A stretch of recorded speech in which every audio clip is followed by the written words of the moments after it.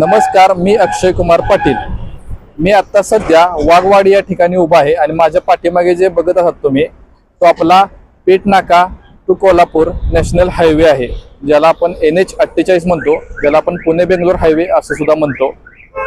या हायवेचं गेली काही दिवस झालं काम चालू होतं आणि हे काम अपूर्ण पद्धतीने झालेलं आहे आणि ते पूर्ण न होताच हे काम जवळपास आता बंद पडलेलं आहे। या संबंधात आपण नॅशनल हायवेज अथॉरिटीकडे माहिती मागवली होती की हे काम का बंद पडलेलं आहे।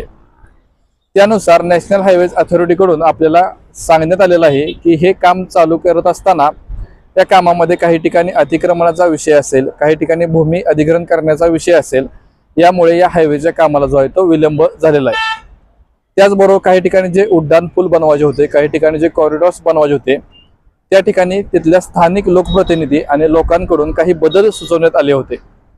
ते बदल मंजूर करून घेण्यासाठी सुद्धा विलंब लागला। त्याचबरोबर संबंधित कंत्राटदाराकडूनही ते जे बदल आहे, त्याचे जे डिझाईन असेल किंवा त्याची जी रचना असेल ते मंजूर करण्यासाठी विलंब लागला। त्याचबरोबर ह्या हायवेचं काम करण्यासाठी लागणारे जे उपकरण असतील, संसाधने असतील, ती योग्य पद्धतीनं या हायवेच्या कामासाठी कॉन्ट्रॅक्टदाराकडून लावण्यात आली नाहीत। त्यामुळे या हायवेच्या कामाला जो आहे तो विलंब झालेला आहे, अशी माहिती आपल्याला नॅशनल हायवेज अथॉरिटीकडून देण्यात आलेली आहे।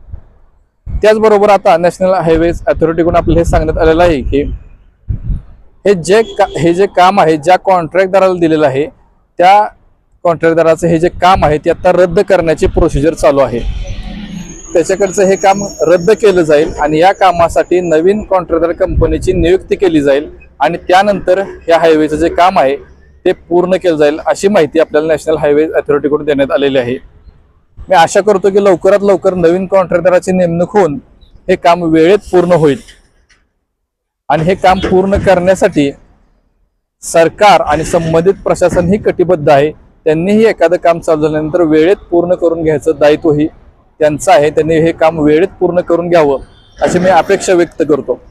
थँक्यू।